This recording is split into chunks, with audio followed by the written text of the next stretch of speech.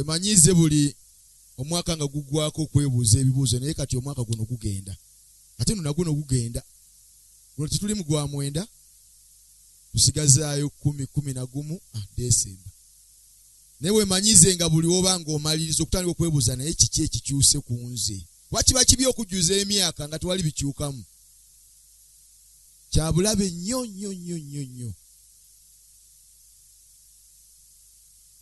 kibi nnyo buli muntu gwomanya emyaka gy'oli kati ne ka meeting zo wakalya gwozimanyize wakalya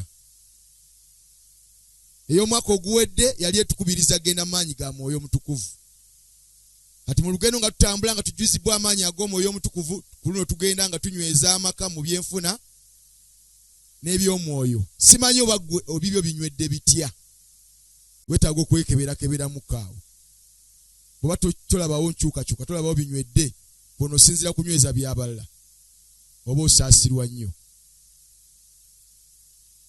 abamu ku mulina emirimu gye mukola erudde eyo ogulese wiiki namba oli wano weebase wano ku mulimu bagenda kulaba nkyukakyuka kimuggwe kwe banaasinzira oga nti Mukama yeebalula omuddu olwo eyagenda mu lukuŋŋaana Mukama yeebalula omuzaana we abamu mwalese maka mwami n'omulekaawo wiiki namba makaya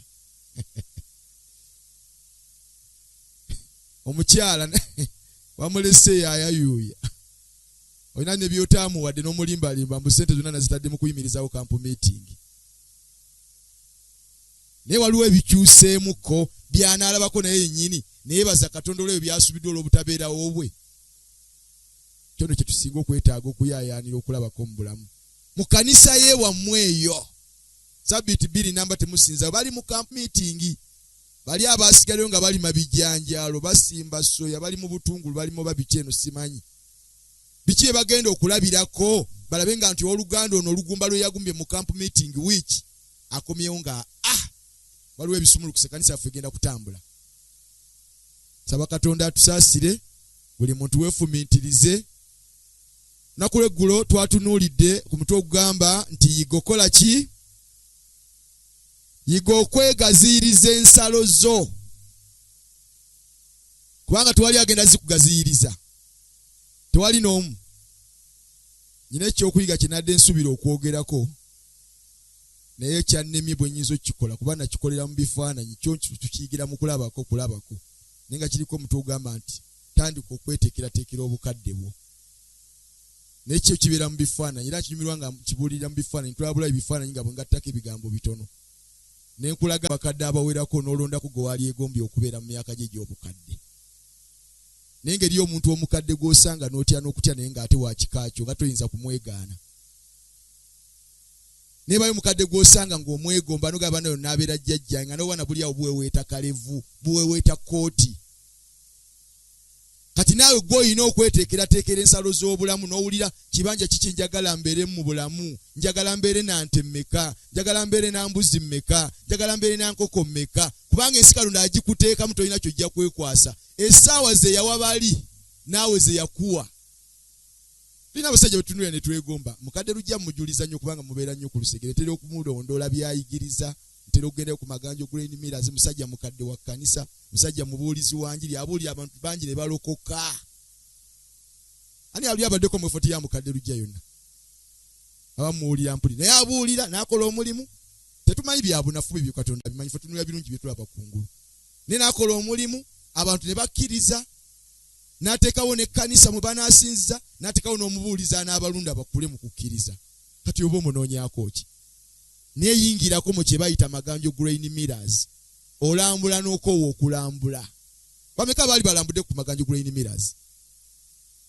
kati nno mukola bubi mukadde Dani mukole program mulambuza abooluganda kuba mu tubyogerako boogezi tebabimanya tebabitegeera tebafuna kinyegenyege mukadde kito mukoleyo program biteekemu ensimbi mulambuza abooluganda kanisa ejja bamenya nnyo okuvuga akamotoka kako tekimala nga balala bali ku pikipiki kati tusewa n'essaawa ey'okubatiza nga nda tuyiga mmotoka so singa wali baddewo kosita ya Masuliita district ng'eri awo epaakinze erira kimu kulambuza ku baaluganda kugendako gindi kola bintu bwe bikola wano waliwo omukadde w'ekkanisa omu nga yekasookedde azaalibwa amanyi bukadde bwe Masuliita naye nga mukadde wa kkanisa ngera bw'atandika okukangakanga ye mulaba yasobola okubeera omukadde asooka kubanga bwe byafo bya Masuliita n'abimalayo. Naye singa Masuliita n'akyukako n'ava mu mbeera gy'alimu n'afuuka Masuliita omulala n'aba akyali wa mutindo. Kati byetaaga tutambulemuko tulambule tulaba abantu bwe bakola. Kubanga ne lujja agenda mu ggulu. Wali bateyefyanse. Naye nga wotunuulira obugagga n'ogali Mukama. Si ye yekka waliwo n'abalala be tutunulidde tulabyeko nga musajja mu Seventh-day mu Adventist ayiga Bayibuli agibuulira abantu ne bakkiriza naye nga bw'oyingirebwe okola ki? Okkiriza ng'azitowa n'eggwanga nga limutya. Limutya. Twalabe ku musajja nga kukwata bukwasi ku muganda we kyamukyankalanya n'ayungula abawanvu n'abampi abatendeke babadde bameka 318 ate yajjamu batendeke bokka. Naye ng'omusajja oyo ayogerwako Bayibuli gweyogerako nga jjajja wabaki wabakkiriza buli lwolaga wona toyinza kimugaana ekyo. Asigala jjajja wabakkiriza asigala muntu wa Katonda naye ng'ayina abantu ate sigamba nti batendeke nti yabagula bweru naye abakulidde muki mu nyumba ye nga yabaliisa naye nga gwe bakuleeterako buzzukulu obusatu bukka nga ate bwava mu mutabani wo n'okinyumya ekyalo kyonna. Obwana buli emmere yange tebwagala kukola mirimu bo bwajja kubeera wajjajja wabo kulya ku bulamu kweyagala gw'olibeerako ng'olina abalya ku nsimbizo ku mmere yo nga tebabikoleredde. Ne gwe waba waali eyo wiiki emu yokka nga takoze n'olangira kyalo kiramba ne kanisa bw'emanya n'emanya nga bwe bwaleeta abantu abakunyuunyunta.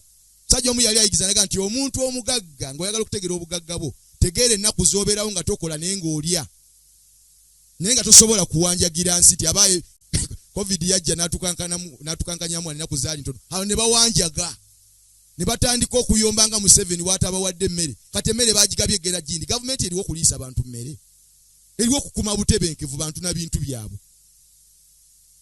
N'olwekyo basebo ne banyabo twetaaga tubeere mu kanisa abantu nga bye bakola ffe ate ffe bannannyini munene nannyini bugagga ate ffe tubikole nnyo tubikaayanire nnyo tulabe nga tubizingiza.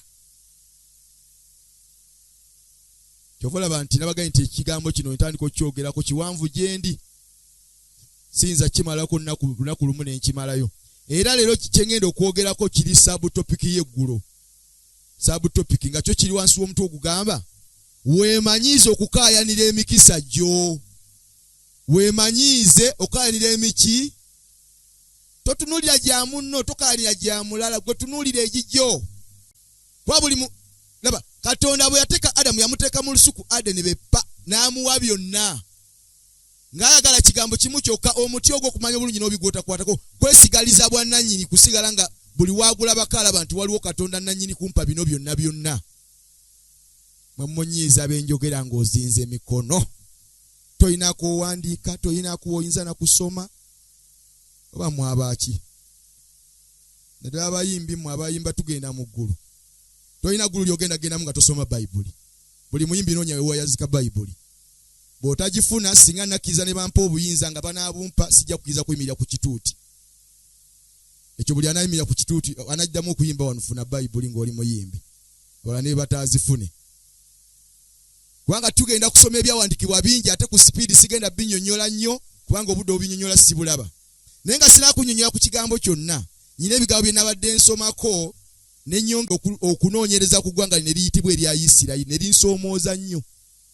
Eggwanga erya Isirayiri mu nsi yonna ly'eggwanga eryogerwako ery'enjawulo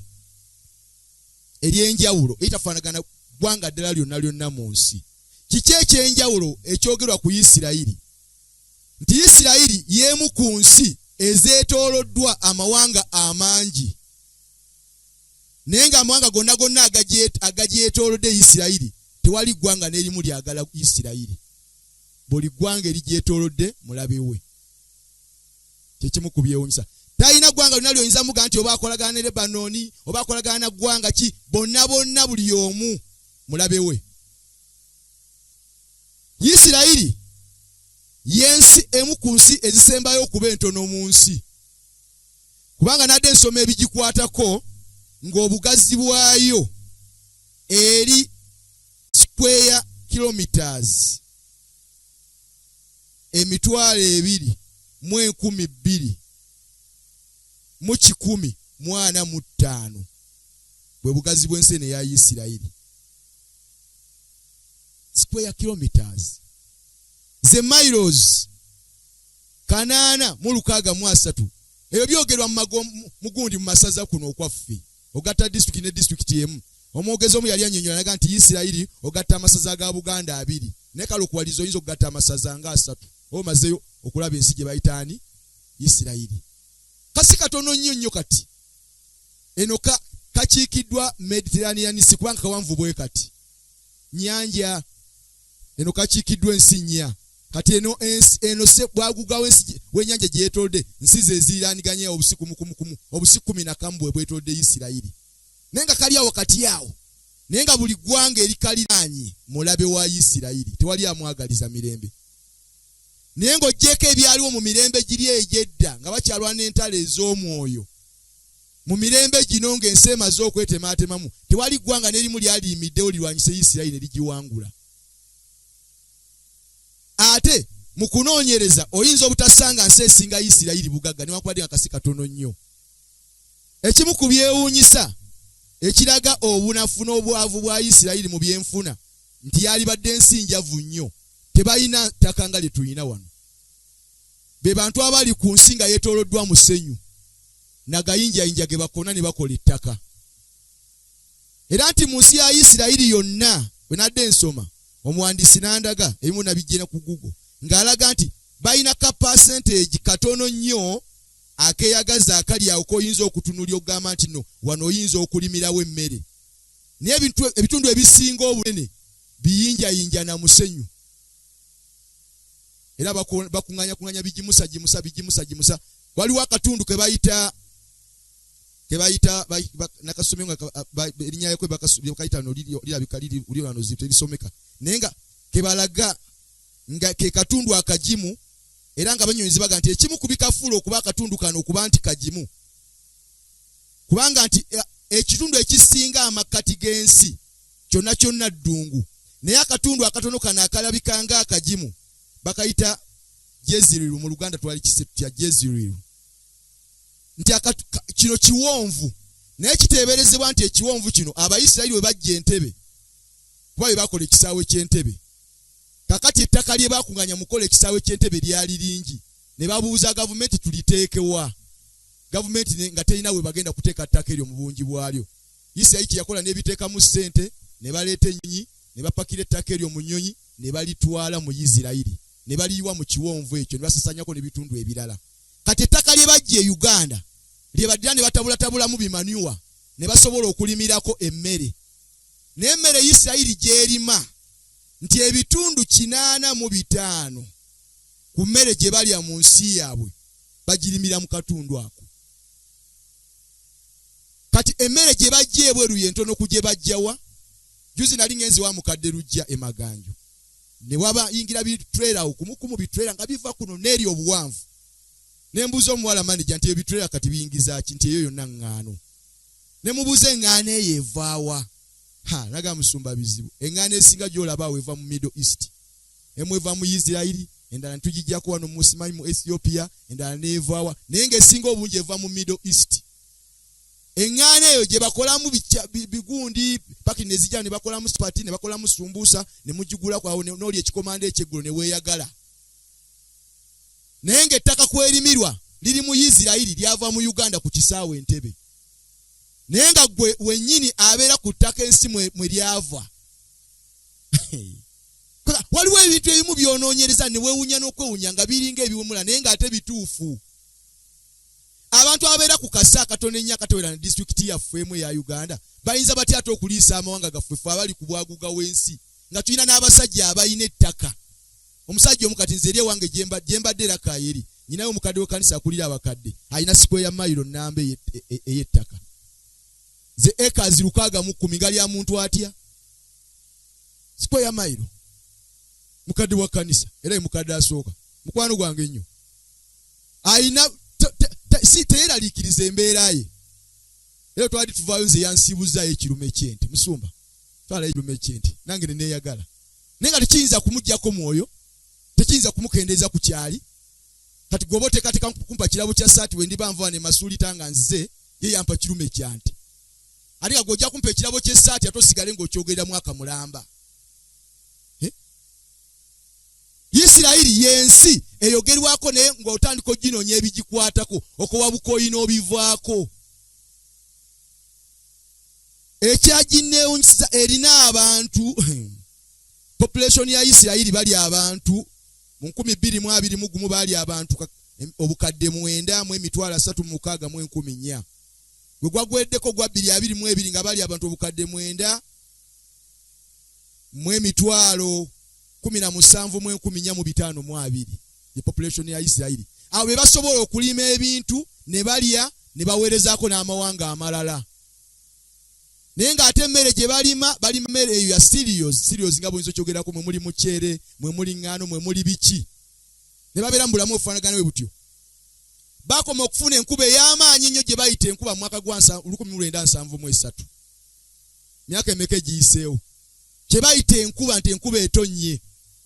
Bafuna bufuwandagirize lukubakuba bwe lutyo gundi ne omuzira n'afuumuuka n'akola okubakuba kati yensi mwe batambulira mu bulamu bwe butyo. Balina ebyafo bingi ebiboogerwako naye ensi gy'otawuliramu buzibu ntalo era tewali nsi eyinza kugisitukiramu nti egenda kulwanyisa Isirayiri n'emalako.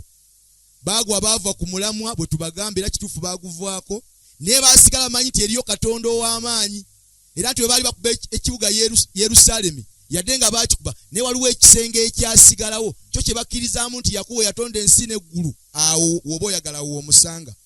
Buli ggwanga eriba lisituka okulumbagana Isirayiri badduka ku kisenge ekyo nga bakoola Yakuwa nga abakola ki? Ng'abawulira. Eriyo n'abantu abalala batamanyi Katonda nga bw'omumanyi naye nga wasituka ne yeegola n'akoola Katonda omulamu w'omuggulu n'amukoola mwoyo n'amazima ng'amuwulira n'atandika okukola ekintu gakkiriza nze Yakuwa akoleramu nange era ne Yakuwa n'akoleramu naye nga gwe alina amazima gonna oliawo olyankuta. Mikwano gyange abaagalo tujja mu camp meeting eno njagala ofumitirize kuyitibwako ne kutambulako ne Katonda w'otambudde otya ne Katonda kubanga ffe tulina amazima gonna ffe tumanyi byonna ffe tutambule ne Katonda nga tumunoonya obusonda bwonna tewali nayinza kugamba nti ate akubuusebuuse. Ekyo kye tuli kubanga tuli bantu ba kitabo. Bw'okwata Bayibuli eno n'oginoonya n'ogisoma n'osoma ku ggwanga lya Isirayiri ng'oggyeko bino bitulaba ebyaleero ffe ababisoma obusomi olaba nga Katonda atambula ne Isirayiri okutandikira ddala ku musajja gwe twasomyeko Yakobo mumanyi ebimukwatako nti n'okumutuma erinnya erya Yakobo kitegeeza omukulupya ku lupya. Yakobo yakulupya ku lupya kye kimutumisa erinnya erya Yakobo. Ate ng'obukulupya ku lupya bwe bwava ku buganzi bwe yalina eri maama we kubanga baazaalibwa abaana babiri. Yakobo ye n'ayagala nnyo maama we nga buli kiseera abeera ne maama ate Esawu nga ye buli kiseera abeera ne taata. Kati maama olw'okwagala ennyo Yakobo agenda okulaba nga ali taata agenda kusabira Esawu omukisa ate nga asinga kwagala mwana ono era yamuwa saayansi oyokola booti ne booti ne booti n'atandikirawo. Naye kye neewunyisa y'engeri Katonda gy'asonyiwa Yakobo ng'amaze okumwegayira n'okumusaba n'amusonyiwa byonna n'atatunuulya bukulupya bwe naye n'atunuulya determination omuvubuka ono gy'alina n'agamba nti ono yasobola okuggusa ekintu kyange kye njagala kuba Katonda yali anoonya abantu abamalirivu abayinza okukyusa ensi. Wangi Katonda tayinza kutunuulira gwe nti omaze emyaka 30 mu kkanisa naye ng'oli awo oli muyabayaba. Asobola okutunuulira omwana omu nga ali awo si ye muntu ayimidde obulungi naga kati kankyusa ono olw'okubanga mujagujagu ali determined asobola okugusa olugendo lwange n'ayitamu oyo okukyusa ekkanisa ye wammwe. Yakobo kye muyigirako ndaba nga yayina obumalirivu n'okusalawo nga ye bw'asalawo ekyokukola newankubadde ayinza okuteekamu saayansi ow'obuntu naye nga yakikola mu bumalirivu. Kyobula n'abajjeyo mangu wali nga muyinza kubanga buli tusoma mu ssuula eya30 eya lubereberye abasinga obunyi mudduka mangu gye twali eri mu masabo. Naye nga Yakobo teyali mu ssabo naye ng'omuntu yafuna bufunyi bwongo n'aga naye kanjiye ekintu kino. Omusajja akkiriza buli nte n'ezaalibwa nga yabitanga ye yange. Kati kyava atema obuti bwe nga bubisi n'akwata akambe oba kaali kakirita ogundi n'abukubamu ebibalabala n'abukubamu enkuubo n'abutwala n'abuyimiriza ente wali we zinywera n'asimba sayidi ne sayidi. Kati ye n'ayogera ne Katonda we. Ente zino bwe zijja okunywa bwe ziti nte enkazi n'etunulanga wano bweti n'etunulano n'emaliddayo n'efuna ennume n'ewaka kezaala omwana ogw'ebitanga ng'akati kano. ye science gwe yakozesa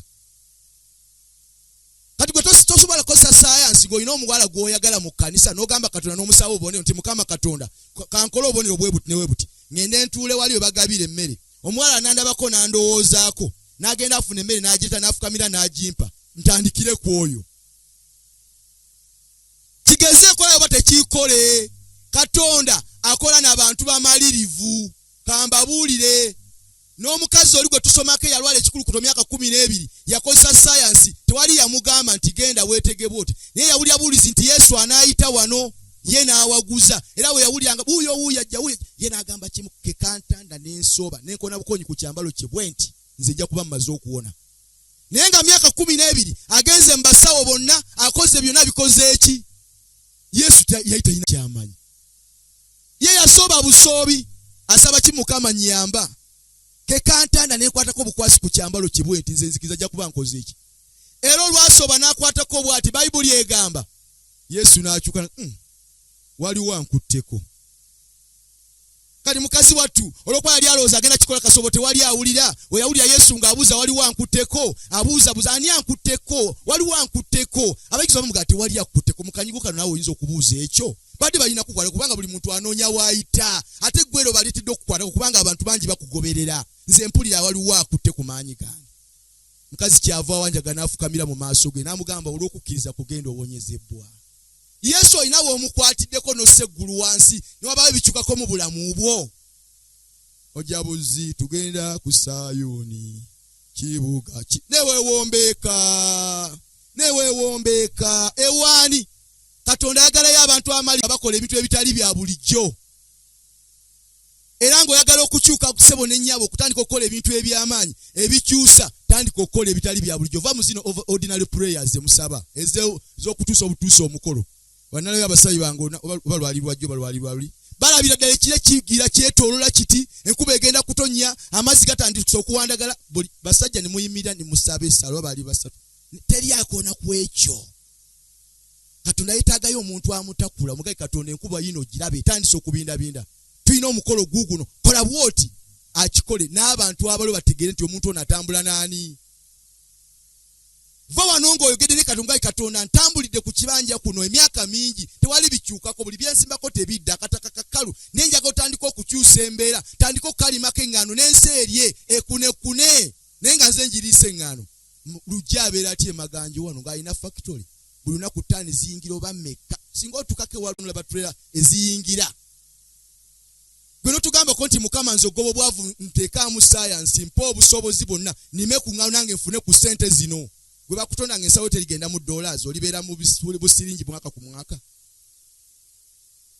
nze nalimako ku ŋŋaano era manyi science w'eŋŋaano kyekirime ekiteetaaga ddagala kyekirime ekiteetaaga ki kyo kyetaaga kimu kuteekawo science agoba nnyonyi kubanga nga bw'ogiwoomerwa ate bw'ebeereka kakuteewooma nnyo kati enkoko zigiwoomerwa nnyo ebinyonyi bigiwoomerwa nnyo teetaaga bugimu bwa ttaka k'olimira kasooli k'olimira omwemba kw'ogirimira naye ne bajjanga eŋŋaano mu Isirayiri mu Egypt omuceere gulimika buli kimu kirimika akatale kali awo soya bw'otunulira trade eziyingiza soya wa mukadde lujja tewali Museveni n'omwamulima zonna ssente zigenda mbali abatawayadde ebitundu by'ekkumi kati gwosobola otya okuyimirirawo ng'oli mwetefutefu okuwa Katonda ekimu eky'ekkumi n'okuzanga ekyabuloga Mukama Katonda bw'onompa obugagga nkukakasa buli myaka 5 nja kuzimbirayo ekkanisa nga nze ngizimbye Katonda lwaki taakugaggawaze naye gw'olowooleza mu bibyo okole ebyokola bw'onoofuna ogaggawale wekkuse okudaalire n'abalala kyava agamba mu Yakobo essula 4:3 nti musaba ne mutawebwa kubanga musaba bubi mulyoke mubikoze okwegomba kwammwe Katonda agala we tumusabe nga bye tugenda okukola bigenda kutunda linnya lye kumulaga nti gyali w'amaanyi abamulozezzaako ne bakikoza ate kyeraze Yakobo yakolera ebintu bye mu mubiri naye yatuuka ekiseera neyeewuunyisa ensi Susan oba akutte Bayibuli n'omuzindaalo tusomeke ebyandikwa lyo nnyina bingi naye budde bugenze ate na bino mbiruddemu nga sina kyakkola ninja tusomeko ku byawandikwa tunule ku musajja ono kubanga emirundi egisinga obungi ababuulizi bangi bamubuulyako Yakobo mukulu pyanga weerabidde nti Yakobo ye musajja yamegana ne Katonda n'amunyweza n'amugamba bw'otupe mukisa sigenda kuta ne Mukama naga ntegedde omalirivu bw'omusajja gwe n'erinnya ndikyusita ono yitibwanga Isirayiri tokyayitibwa Yakobo nate. Era yonna gy'onalaga ng'onaaweerwanga omukisa Yakobo awo watandikira. Obaddeko ekiro ky'owaddeyo n'omeggana ne Katonda akyuse ebyafaayo by'obulamu bwo. Nsomeraako mwana gwe kubanga nakulayo manyi okusoma bwino. Tugenda kusoma mu Lubereberye. Omukisa gwa Yakobo gutandikirawa? Amaanyi ga Yakobo gasibukawa? Lwaki Yakobo afuuka omu ku basajja abasomwako mu byawandiikibwa ne mu byafaayo byonna eby'ensi emirembe gyonna? Lubereberye 27 28:3 wagamba atya? 27 ye nnyabo 28.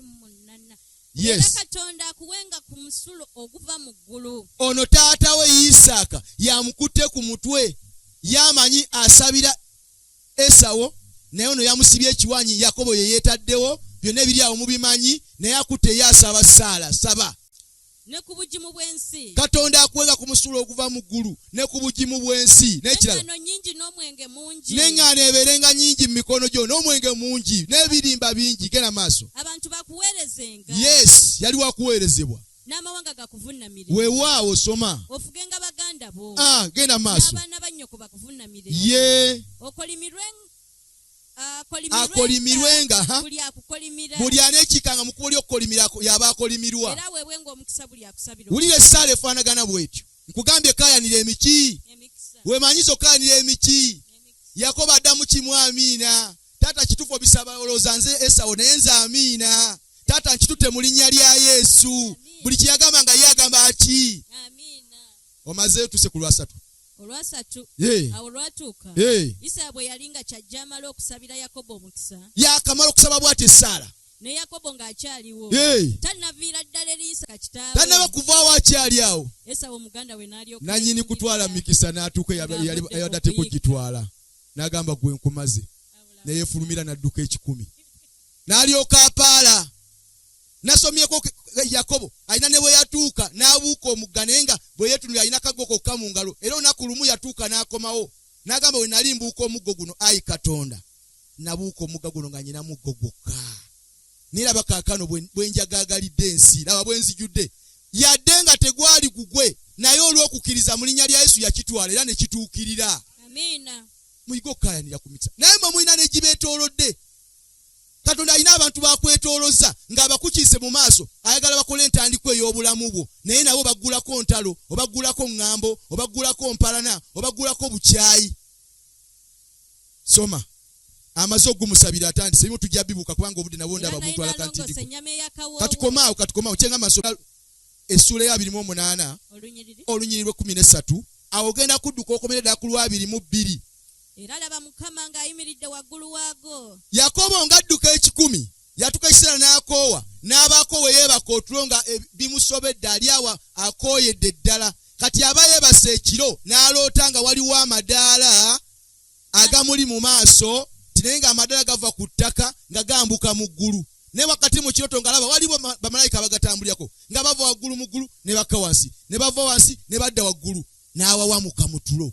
Naye nti amadaala go gaaliko Mukama ng'ali waggulu ku go. Kiki Mukama kye yayogera mu ye? Ayogera nti nze Mukama Katonda wa Ibulayimu. Mukama Katonda yeeyanjulira Yakobo ng'ali mu ddungu ate badduka emisinde olw'okunyaga omugabo gwa muganda we. Katonda amusisinkana. Katonda n'amweyanjulira nti nze Mukama Katonda waani? Wa Ibulayimu jjajjawo genda mu maaso. Era Katonda wa Isaaka. Ye. Ensi gy'ogalamiddeko ndigikuwa ggwe n'ezzadde lyo. Katonda alangirira ku Yakobo nti ensi gy'ogalamiddeko wano nga weebase ate ne we yali yeebase yali yeezise ejjinya nga talina yadde kapiro. Naye gwe osula ku kitanda n'osula ku mufaliso n'osula ne wezzika n'eppiro n'osula bulungi nnyo naye n'asuze na ku jjinja. Katonda amusinkanya amugamba ensi gy'ogalamiddeko ndigikuwa. Genda mu maaso. N'ezzadde lyo linaabanga ng'enfuufu ey'oku nsi. Wulirizaawo. Era olibu n'ebugwanjuba. Ye. N'obuvanjuba. Weewaawo. N'obukiiko obwa kkono. Otyo. N'obwa ddyo. Genda maaso. Ne mu ggwe. Hey. Ezzadde lyo ebika byonna eby'omu nsi. Yes. Mwe biriweerwa omukisa. Genda maaso. Era laba.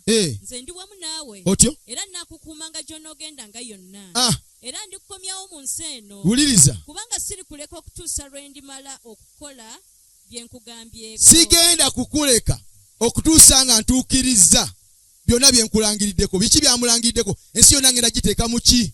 Mu ggwe. Okooye.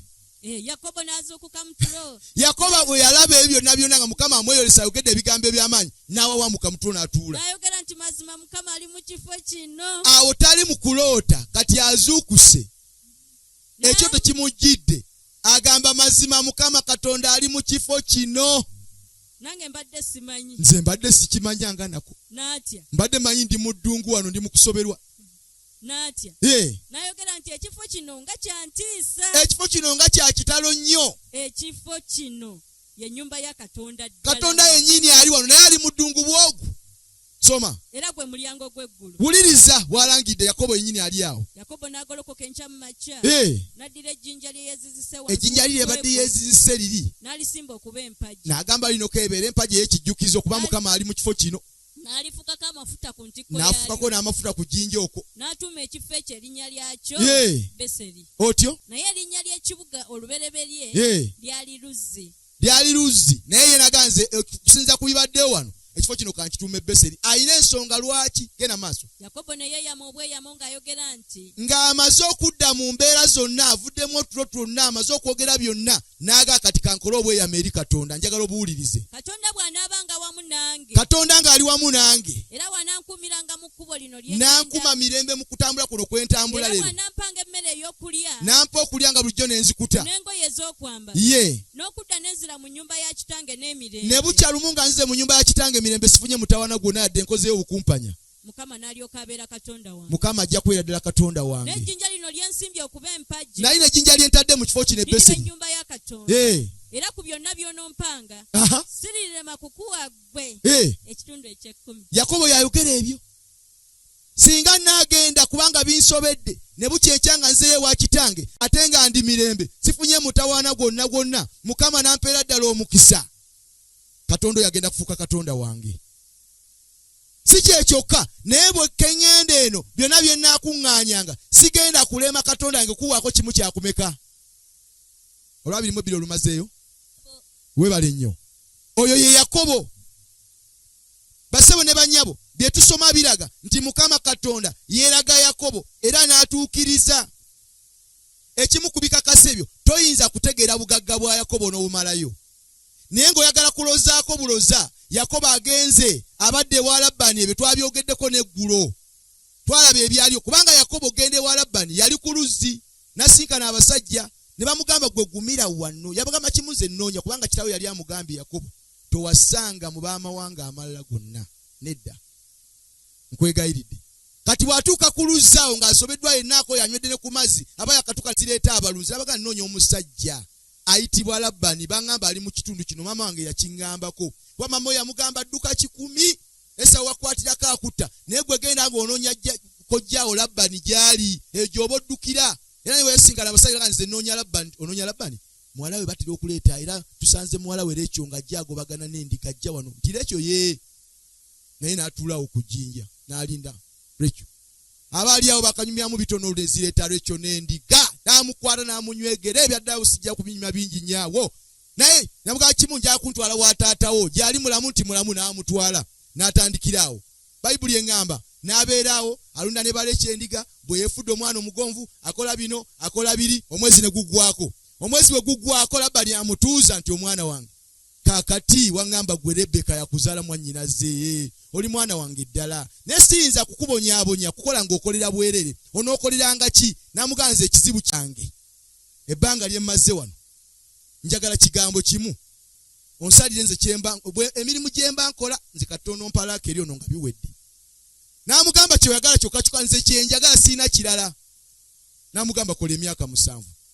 Ebyo twabiyiseeko eggulo. Emyaka 7 n'agikola ne giggwako. Lake ne bamuleeta ekiro. Bugenda okutya nga si Lake ng'ani? Nga Leeya naga ate mwankoze bubi nnyo nze nagira Lake. Ne Lake ero kyamwagala sinaba kuba mumativu njagala Lake. Namuga kati genda otambuleko wiiki namba. Bweneggwako komewo otandika okukola emyaka 7 tuke tukuwe Lake. Naye n'agumikiza n'alunda ndiga n'akola mirimu mu bwesigwa nga bw'asaba. Bayibuli egamba n'agikola emyaka 7 ne Lake gwe yali ayagala n'amukola ki?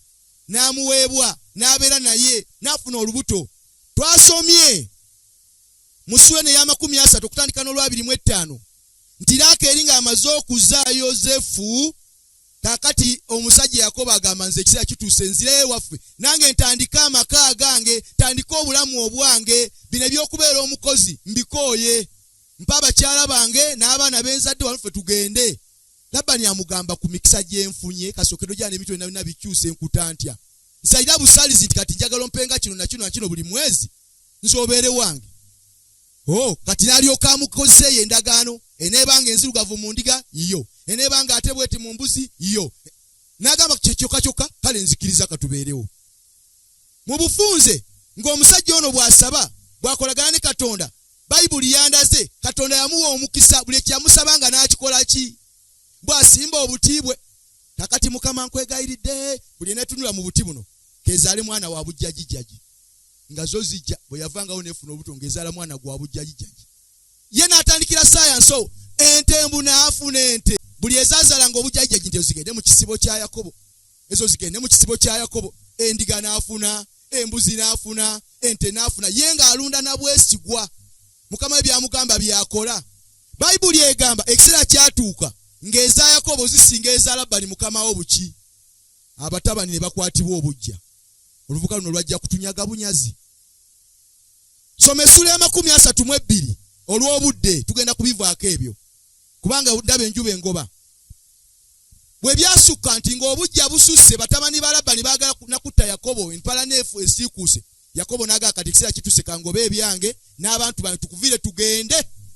Naye embunga alina ebintu bingi ente endiga endogoyi embuzi naye byonna nga bikuŋŋaanyiriza myaka 40 myaka emeka 2 ku kyalo kwobeera ekibanja kyoliko okikoleddeko emyaka emeka biki byofunako abakozesebwa bali ku mirimu egy'emisaala ku mulimu eyo okoleddeyo emyaka emeka. Ono omusajja yakola opakasi bwa myaka 20 naye yatuuka okuŋŋaanya ente n'endiga n'embuzi z'atamanyi na muwendo. Wano sula ne ya 32 etulagako bulazi katono nnyo. Atandise olugendo ayagala ddeyo mu nsi yeewaabwe naye atandike obulamu obwetongodde obwetengeredde naye gy'alaga ajjukira yavaayo ng'azizzaayo emisango. Ye mu birowoozo bye amanyi Esawu amunoonya n'ensi yonna emunoonya kumutta. Kyava agamba nti nga sinaba kusimbula kansooke nnyunguleko endiga n'embuzi n'endogoyi na biki bye ŋŋenda okuwa mukama wange Esawu bw'anaaba ayagala okunzita mbimuwenga ebirabo bisobole okumuwooyawooya omutima kubanga okuddamu n'eggonjebwa kukakanya ki. Kati nsomera 32 okutandika n'3:18 soma sipiidi awo. Yakobo n'atuma ababaka okumukulembera eri Esawu. Yakobo ng'atandika olugendo ave wa Labani addayo atuma ababaka bamukulembere. Esawu bw'anajja banasinkana tteko battako atwaleko byatwala ebintu biggwerawo yayingira ensi. Mu nsi ya Sayiri. Gesoma. Yennimiro ya Edomu. Genda maaso. N'abalagira ng'ayogera nti bwe muti we muligamba muganda wange Esawu. Singa munasinkana muganda nga Yakobo Esawu mugambe ebigambo bino. Nti bw'ati bw'ayogera omuddu we Yakobo nti. Yes. N'atuulanga ne Labani. Neewunya yeebakira mu ssaawa ng'eno munkwewuunya nnyo. Genda maaso w'amakala. Otyo. Era nnina ente n'endogoyi n'ebisibo. N'abaddu n'abazaana. Wulira Yakobo bw'awera nyina ente n'endogoyi n'ebisibo n'abaddu n'abazaana. Era ntumye okubuulira mukama wange. Yes. Ndabe ekisa mu maaso go. Otyo. Ababaka ne bakomawo eri Yakobo nga boogera nti. Twatuuka eri muganda wo Esawu. Baagenda ne batuuka nayo. Era ajja kusisinkana. Era ali mu kkuba ajja kusinkana mwetefu. Kubanga bagenda ne bamweyanjulira ne bamubuulira muganda waali eyo abona naye ayagala komawo mu nsi eno mutandike obulamu bulala musonyiwe. N'agamba muleke ajje tusisinkane. Birinze nabitadde nabivaako nange nyina ebyange. Kati basimbula bagenda musinkana. N'abasajja 4 abasajja 400 Yakobo baali nabo abali mu nnyumba ye. Abamu bakozi abalala bazzukulu abalala baana. Abasajja 100 bimeka? 4 aba Esawu. Wooyogerera bali ba Esawu bajja. Naye njagala osome ebirabo bya Yakobo byensinga okwetaaga awo. Yakobo n'alyoka atya nnyo naye yeraliikirira. N'ayawulamu abantu abaali naye n'ebisibo n'ente n'eŋŋamira. Otyo? Okuba ebibiina 2. Bayina abawuddemu ebibinja 2. Genda maaso. N'ayogera nti Esawu bw'anaatuukira mu kibiina ekimu. Bw'anasinkana ekibiina ekimu. N'akikuba. Ekibiina ekinaasigalawo kinaawona. Kino ekisigaddewo kijja kuwona. Naye nga bali abajja oli bajja no bali 10 bimeka? 4. Soma. Yakobo n'ayogera nti ayi Katonda wa jjajja wange Ibulayimu. Otyo. Era Katonda wa kitange Isaaka. Ye. Ayi Mukama. kuddayo mu nsi y'ewammwe era eri baganda bo nange nakolanga bulungi sisaanira newankubadde akatono mu kusaasira kwonna eyo Saara mazima gonna bye wajiriranga omuddu wo kubanga nawuguka Yoludaani guno nga nina nawunguka Yoludaani guno. Yakobo agamba Katonda nawunguka Yoludaani guno, nasomoka omugga guno ogwa Yoludaani nga nyina mugo gwokka. Kakati tunuulira ne kaakano nfuuse ebibiina bibiri, nina ebibiina bibiri biramba. Mponya mu mukono gwa muganda wange, soma mu mukono gwa Esawo, otyo kubanga mutya genda maaso aleme okujja okunzita, otyo ne banyaabwe n'abaana baabwe. Yes, naawe wayogera nti sirirema kukola bulungi era naafuulanga ezzadde lyo ng'omusenyu ogwo. Yes, akulagako obulazi ku bugagga Yakobo bw'alina, yayawulako kirabo kyenkana ki kyayagala aweereze muganda we Esawu, embeera etterere aleme kumutulugunya, obusungu buleme kubaawo, waleme kubeerawo olutalo. Amwawuliddeko embuzi mmeka? Soma. Embuzi enkazi bibiri. Yamwawulirako ku bugagga bw'alina embuzi enkazi bimeka? Bibiri. Musajja gwe wootuuka okuva mu mbuzi nti ogitonere ne wabeera mulabirizi oteeka okuba nga olina eziwerako n'ennuma abiri. Naye ayawuddeko just birabo embuzi enkazi mmeka? Ebikumi bimeka? Bibiri. Olinayo mmeka? Abiri. Wamaze okwawula embuzi enkazi bibiri, ennume mmeka? Abiri. Ago olinayo mmeka? Olinayo n'akamu? Ezeewo zituuka okwagala ennume togenda kuba muliraanwa. Soma. Endiga enkazi bibiri. N'ayawulako endiga enkazi bibiri n'ennuma abiri. N'ennuma abiri. Eŋŋamira eziramulwa 3. Eŋŋamira 30. N'abaana baazo. Ente enkazi 4. Ente enkazi zo yaggyeyo 40. Ate ezo olyo n'esseddume 10. Endogoyi enkazi 2. Yes. N'abaana baazo 10. Ye. N'abiwa mu mukono gw'abaddu be. Mutwalire muganda we. Kyokka. Kirabo. Wuliriza, mukwano gwange omwagalwa, bino biyinza okuba nga bikutawaanya obwongo. Nogaana naye kati eyo bingasizaawa. Naye bikulaga nti Katonda omuntu gwakuteeka omukono gwe n'akuwa omukisa. Omukisa gwa Katonda tagukuggyako. Naye engeri gy'oguwaniddemu gy'ogukuttemu, engeri gy'okandiddemu. Omusajja ono olondola ebyafaayo bye ekyamunjagaza buli yatuukanga asaba ng'ayogera ne Katonda.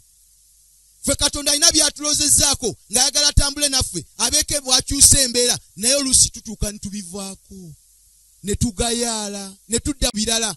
Yakobo teyakowanga kwogera ne Katonda n'amulondooza obugagga bwonna. Isirayiri ne ku ssaawa ya leero eyogerwako ng'ensi esinga obugagga yadde nga baava Katonda, naye Katonda omukisa gwe yabateekako ng'eggwanga tegubavangako. Labayo ebyafaayo biraga nti mu Amerika ebitundu 73 ku 100 Bayisirayiri. Amerika. Era kyekivudde Amerika okubeera ensi ey'amaanyi ennyo. Mubaliyo ng'abazunguzungu abolaba abazunguzungu Bayisirayiri. Isirayiri buli watadde omukono gwe bw'ati tawakanyizika. So nga ate agamba eri, wosoma mu bikolwa by'abatume essula ya 13 olunyiriro lwa 46, Pawulo ne Balunabba nga bamaze okubuulira enjiri mu basajja bano Abayudaaya, babannyonnyodde obukristaayo, bakoze kyonna ekisoboka ne bagaana okukkiriza Kristo. Babagamba nti twayagala nnyo era kyali kigendwa kya Katonda obulokozi okusookera mu mmwe bulyoke busaasaanira amawanga gonna. Naye nga tubabuulire ne mugaana, kati mwe tubavuddeko katugende eri ab'amawanga. Emikisa gyonna egy'omwoyo gyava ku Isirayiri ne gidda eri ab'amawanga. Nabadde nsoma ku Isirayiri, Abadventist abali mu Isirayiri obabalawo bazikungalo bwe bati ba mu ngalo bwe bati. Era twogera nga leero waliyo ndowooza churches, congregations 21 congregations nga mulina zitali nteeketeeke. Membership yayo eri very low. Kati oyinza okugamba bantu abali mu mbyabwe ne Katonda yabalondooza omukisa gwe. Mu Petero ekisooka essula 2 olw'omwenda 11 agamba nti kaakano mwe muli ggwanga ddonde. Bino yali abyogera ku bannamawanga abakkiriza enjiri. Ti mwe muli ggwanga ki? kika kiki bantu baki omwana ow'envuma yatabadde mwana wo ddala naye gw'ozadde obuzaazi bano tuzaala nga bumbuzi naye n'omufuulira ddala omwana wo ng'asobola n'okusikira kati abanamawanga olw'okukkiriza twafuuka ggwanga ddonde naye wuliriza nti edda abataali ggwanga naye kakano muli ggwanga lyani Isirayiri yekaayanira emikisa n'obugagga bwa Katonda ng'abaana naye ffe abaana ba Katonda ddala tubigayaaliramu tubizanyiramu naye abatonda babikaayanidde kankutegeezi babifunye naawe tandika obikaayanira njagala ove mu camp meeting eno ove mu ordinary prayers ogende ku kibanja kyo oyogere ne Katonda mugambe Mukama nkoze bino na bino okumala ebbanga bweti naye biganyi naye kati ku mulundi guno nazze nga njagala ngende nga nyweza ebyenfuna n'ebyomwoyo mu maka naye njagala otandikire ku gange obeeko kyoteekawo Katonda waffe gwe tusinza tasula bintu busuuzi olaba n'emmaanu gye yasuulanga mu ddungu era yabagamba nga bagende bagikime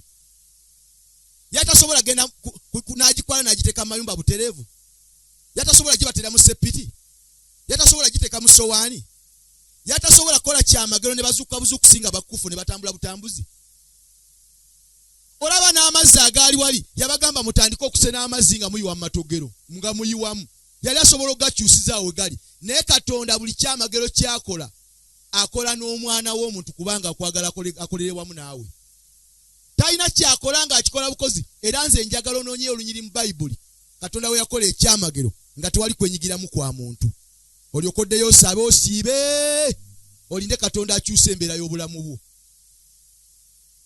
byonna newankubadde ku nnyanja era agamba Musa wanika omuggo waggulu abantu bayingire mu mazzi nkulayirira singa tebayingira mu mazzi amazzi tegandiyawudde yali asobola okutema ekkubo ne bajja ne batambula butambuzi naye Katonda akolagana n'okukkiriza kwo ayagala ojja otandika olugendo womala okutandika ye aluguse gye lulaga ojja kubeerawo okaaba emyaka mingi nja kugenda nga nkyusa ebyenfuna naye nga tebikyuka kubanga oli kukukkiriza okufu kubanga Yakobo 2:17 yagambye nti okukkiriza kwonna okutaliiko bikolwa kuba kuki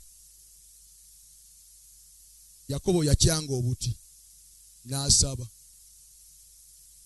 yakola bingi n'asaba n'asimba ejjinja n'asaba nakola n'obweyamo bw'onompera ddala omukisa n'okola byonna n'onkuma mirembe n'onze wa kitange mirembe ojja kuba Katonda wange ate buli kyonompanga siremenga kuwa ekimu eky'ekkumi gw'oli bifuna osooka kusasula sukulu fiizi n'osasula abakubanja n'ogulako n'emmere n'osasula ne mu ddwaliro tetwawadde no kimu kya 10 ye wasigaddewo mmeka n'onoonye zisigaddewo n'olyoka oyawulako ekimu eky'ekkumi malayika eri nga bakubuuza nga Ananiya ne Safira ddala kyowa kyekituufu ddala nti ddala kyekino ne ku bbasa ng'owandiikako n'owandikira ddala nga malayika zikulaba ng'omanyi wafunye obukadde 10 obadde olina okuwa Mukama akakadde kalamba naye gwe n'owandikako emitwalo 2 gya kimu kya 10 mitwalo 15 gya kirabo mitwalo 5 gya camp meeting n'ojja wano n'osaba banaye mujje twebaze Katonda naawe n'osimba layini nga malayika zikulaba omukyanzi ekimala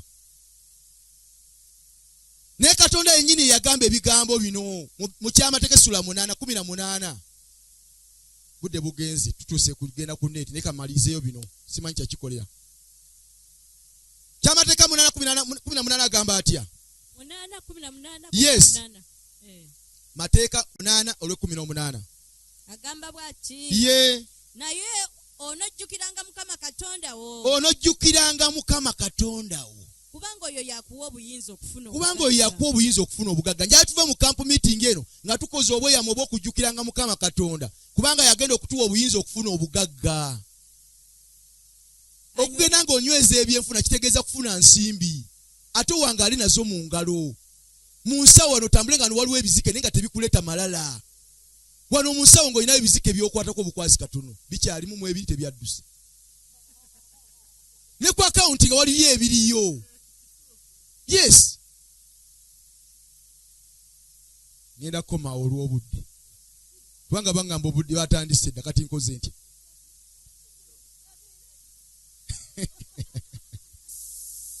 abeerayo kugwa ali ku YouTube kubanga obikulira omusango n'eriyawo ye nga wakalabiddeko wano wakalabirako talina wala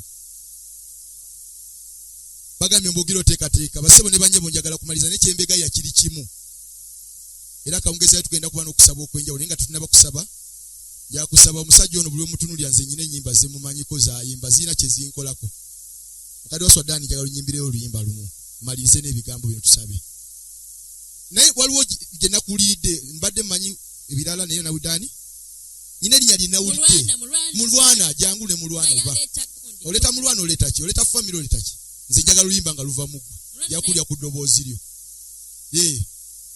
munyimbire oluyimba nje kwemaliza ebigambo bino kuba n'enkya tukyalina buli tujja kumaliriza ne kusaba tujja kwogera naye njagala kigambo kimu tuva wano abeekatika mu Masuliita nga waliwo abantu tukwanaganye bwe tusobola okuwuliziganya tukyusa embeera ng'olina kyogenda okuwonga mikono gya Katonda oba oli mukozi wa kabalagala baako kyovaayo nakyo kwe banaakutegeerera kyetunaawonga mikono gya Katonda era enkyanja kufunayo obudde bwe tugenda okusabira emirimu gyaffe njagala ombuulire omulimu gumusaagala ombuulire 10 kubanze mbagayi nakola ku mirimu ku level yange ne mu busobozi bwange bwe tandika okunyumiza emirimu gye nali nkoze mu nsi mu myaka gyange emitono oyinza n'okukyewuunya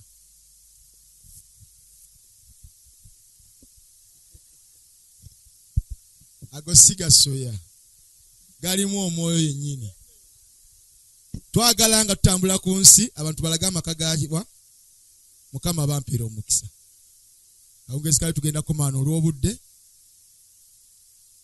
n'ekyayinayo abayimbi abalala mayinza nyumirwa nnyo okuyimba ebira tujja byogera enkya tukyayina obudde kyayinayo olw'enkya tuyinayo kwosa enkya twagala tuve wano nga tufaanagana nga gayo amiina bameka abagala okufaananyako gayo ng'amaka galina abantu begasinkana mu bulamu ne bakufuna enkyukakyuka ne balaba Katonda omulamu omuggulu Mukama bampeere nnyo omukisa weewaawo kati ngenda kwongerayo omuyimbi omunsi abe Saala leero nze ngenda okusaba nzekka ninja kusabirayo abantu 5 naye nga sinasaba nyina akalangu k'ennanga ngenda kulangayo obulango 2 mu bukkirize ebirango byawedde naye kati nze nkalanga ng'omusumba njagalayo ko omuntu omu atalina mulimu ate obanga olina omukyala kinkola bulungi naye ng'ekkanisa esobola okusema nti oli mukristaayo bulungi kubanga ogenda kuteekebwa mu bugagga obutaliko kulondoola nnyo naye nga malayika be bakulondoola nga toli mu bukuusa mulimu ogwo teguliiko ssente nnyingi nnyo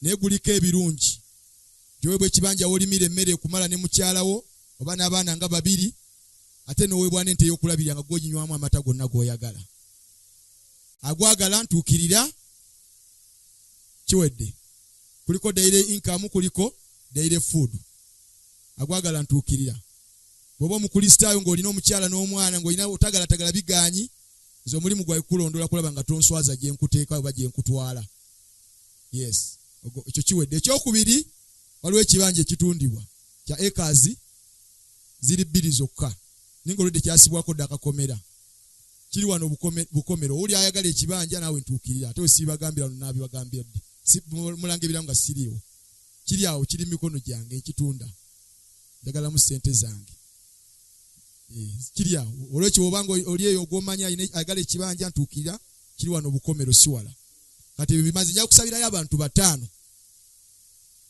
ani ayagala omusabira naye nga okusaba kwa lwatu wano ku muzindaalo ndi serious njagalayo 5 nga kyoyagala okusaba kya lwatu tusabe Katonda bisigale tubimukwase ngambye 5 bane ngambye 5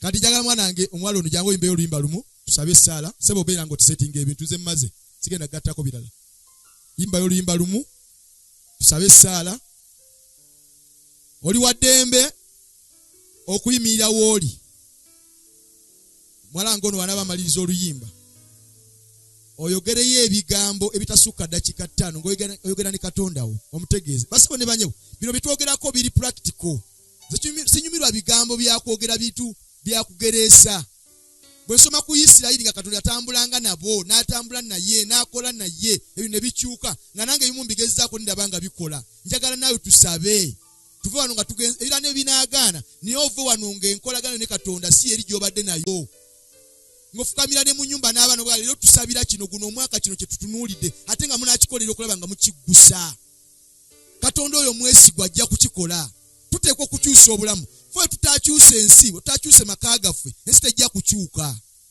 Mwana ngeyimba mangu oluyimba olwa lwakunoonya lwewala nga tusooka tusaba. Olwa luli kumpi yimba kubanga ndi ku budde bwa kusaba. Sawa ya kusaba. Mukama Katonda kitaffe omukulu ayinza byonna mu ggulu. Katonda abajjajjaffe Ibulayimu, Isaaka ne Yakobo. Katonda wa Adamu. Gwe Alufa era gwe Omega. Ensi yo n'okujjula kwayo. Tewali azimba nnyumba n'agituukiza bula Mukama ng'okkiriza. Kubanga n'abakuuma ekibuga Mukama gwe basobozesa okikuuma emirembe. Tuze maaso g'akawungezi kaliro Katonda affe n'okukkiriza. Kubanga mu Ibbulaniya 10:6 agamba tewali ajja eri Mukama wabula ngakkiriza nti Katonda w'oli era nga gwe mugabi w'empeereri bonna abakunoonya. Abadde bona abazaano tumaze wano ennaku zino zonna wiiki eno yonna bigambo bingi byogeddwa, obujulizi bungi Mukama bukuweereddwako. Tusoma Bayibuli yonna okuva ku lubereberye paka ku Bikula, tulabamu ebyamagero bingi Mukama by'ozze ng'okolera abaana b'abantu. Naffe tulina Bayibuli ez'obulamu bwaffe buli muntu sekinnoomu, ensonga lwaki tukulemerako. Mbadde bona abazaana waliwo abavuddeyo ne bajja mu maaso wano n'abalala tebazze oba oli awo olw'obufunda bw'obudde, naye buli muntu alina ensonga ye. Era buli afukamidde mu maaso go Mukama avunnamye lwa nsonga kubanga akkiriza nti gwe Katonda. Saba nga nkwegayira kkiriza okuteesa, kkiriza okusaba, kkiriza okwegayira kw'abaddu bona abazaana bo. Abaddu bona abazaana abasinga obungi abali wano bwe bava mu kampu meeting eno bagenda kwetaba mu mirimu gya kulima n'okulunda kubanga kitundu ku bulamu. Nsaba nga nkwegayira Katonda w'omukisa emirimu gy'emikono gyabwe. W'omukisa okufuba kwawe. Buli omuntu alina ebirooto, buli muntu alina ebirowoozo. Waliwo abambaze n'ebirooto byabwe, abalala babifundde wano mu lukuŋŋaana mu bingi ebyogeddwa. Nsaba Katonda tukkirize ebirooto byabwe. Emisiri gyonna gye banaalaganga bayingireyo nga Mukama nga bamanyi nti bayingiddeyo ne Katonda. Olyoke obawo amaanyi agatali ga bulijjo n'amagezi agatali ga bulijjo n'okulungamizibwa okutali kwa bulijjo. Katonda obakolemu ebikulu. Osinkane ennimiro zaabwe, ozibaze ozaaze, oziwe omukisa. Bw'onoobaazanga Mukama nga bulijjo nabo bakole obweyamo nga Yakobo bwe yabukola. Bw'onoobawanga omukisa bakuddizenga ekirabo n'ekimu eky'ekkumi mu bwesigwa.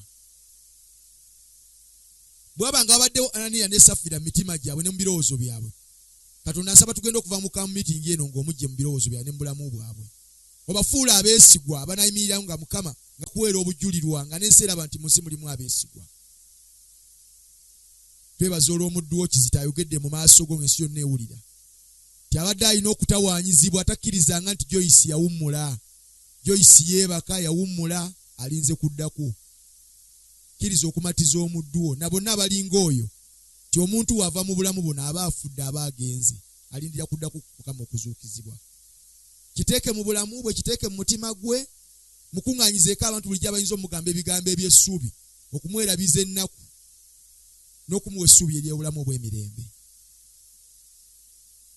Abazaana bo bano abali wano mu maaso buli omu ayogedde ensonga ye, naye mwerekeddemu abeetaaga okuteekawo amaka n'obufumbo obw'ekikulisitaayo obukuweesa ekitiibwa.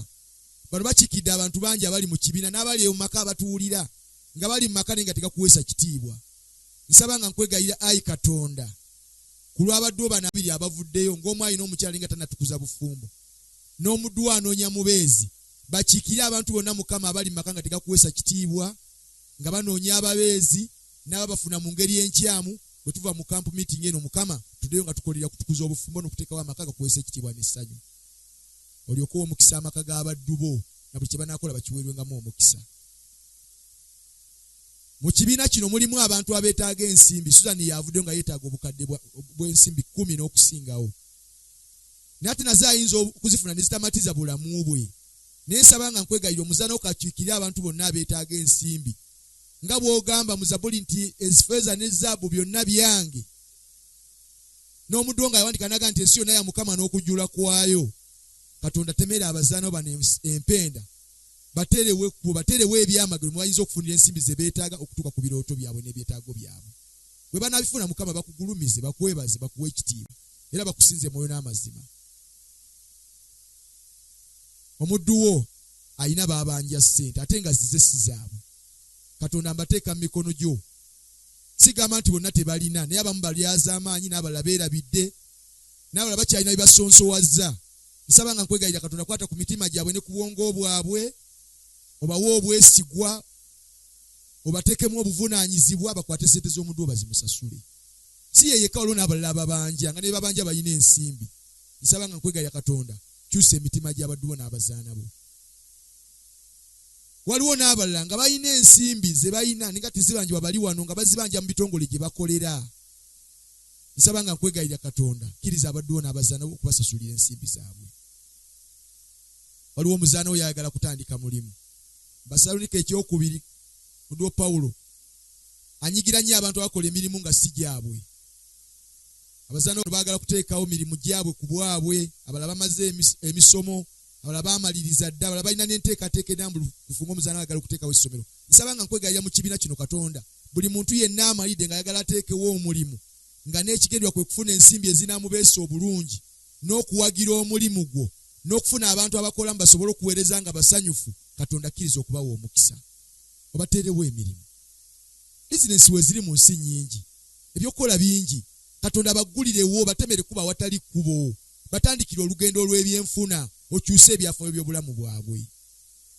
Mukama Katonda nkwegayirira, tetusobola kwogera bintu byonna ne tubimalayo. Ne waliwo omuzaana wo yavuddeyo ali mu myaka gya bukadde, talina waabeera, talina kibanja. Nga waliwo abantu betulabye nga balina ne square miles. Nsaba nga nkwegayirira Katonda omuzaana omufunireyo akabanja kanaawumulizaako obulamu bwe n'abeera mu myaka egy'obukadde nga musanyufu. Ayinza okukaweebwanga ekirabo, ayinza okuweebwa ensimbi muka n'akagula, kubanga byonna biri mu mikono gyo. Nsaba omuzaana wo n'akiikira abantu bonna ababundabunda mubeera efaanagana bwe batyo, kubanga bwe bajja mu kkanisa bajja kufuna ddembe na ssanyu.